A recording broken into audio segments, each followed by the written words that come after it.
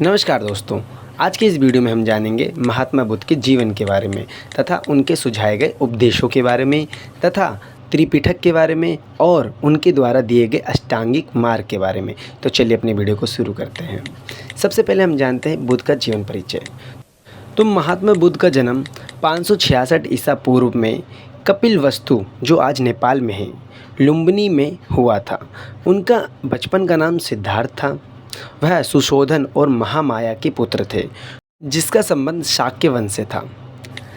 महात्मा बुद्ध को जन्म देने के बाद उनकी मां की मृत्यु हो गई थी, जिस कारण से उनका पालन पोषण उनकी मौसी ने किया, जिनका नाम था प्रजापति गौतमी। इससे उनका जो नाम था, महात्मा बुद्ध का नाम गौतम भी पड़ा था आगे जाके। उनका विवाह यशोधरा से हुआ था। बाद में उनका एक पुत्र भी हुआ, जिसका नाम राहुल था। उन्होंने तपस्वी बनने के लिए 29 वर्ष की आयु में अपने घर को त्याग दिया था। बुद्ध के मन में त्याग का विचार तब आया था जब उन्होंने मनुष्य की 4 अलग अलग आवश्यकताओं को देखा था। मनुष्य की जो 4 अलग अलग अवस्था थी, पहली आदमी, दूसरा बूढ़े की, तीसरी एक लहास को और चौथा एक तपस्वी को। ये 4 अवस्थाएं देखने के बाद उनके जीवन में परिवर्तन आया और उन्होंने गृह त्याग का फैसला लिया। बुद्ध 7 साल तक भटकते रहे और 35 साल की उम्र में उन्हें निरंजना नदी के तट पर एक पीपल के पेड़ के नीचे ध्यान करते हुए ज्ञान की प्राप्ति हुई। इसी पेड़ को बोध वृक्ष के नाम से जाना जाता है और यह जो स्थान था वो बोध गया में था। बोध गया कहाँ पे है? बिहार में। तो यहाँ पे बिहार के बोध गया में महात्मा बुद्ध को ज्ञान की प्राप्ति हुई। उन्होंने अपना पहला जो उपदेश था वो उन्होंने वाराणसी के पास दिया था। वाराणसी कहाँ पड़ता है? सारनाथ में। ठीक है, वाराणसी के सारनाथ में उन्होंने अपना पहला उपदेश दिया। इस घटना को धर्म चक्र परिवर्तन कहा जाता है।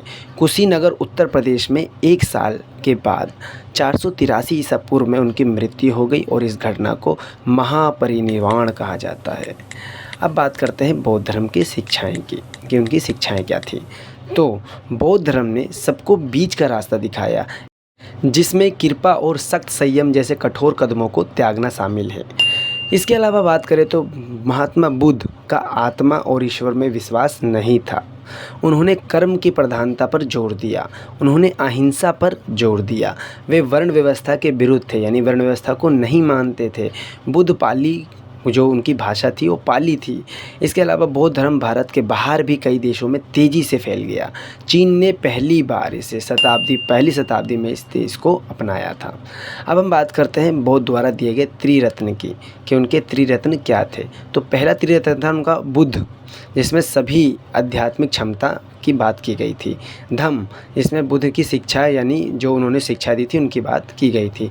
और संघ, इसमें बौद्ध धर्म का पालन करने वाले भिक्षुओं का काम था, यानी यहाँ पे वो रहते थे। ठीक है, अब इसके अलावा बात करते हैं महात्मा बुद्ध जो थे उनके द्वारा दिए गए 4 महान आर्य सत्य के बारे में। तो उनका पहला सत्य था कि दुनिया शोकों से भरी है, दुनिया दुखों से भरी है। दूसरा था इच्छा ही समस्त दुखों का मेन कारण है, यानी हमारी इच्छा ही दुखों का कारण है। तीसरा उनका था हम अगर इच्छा पे अपना विजय पा ले तो हम दुखों से भी छुटकारा पा लेंगे।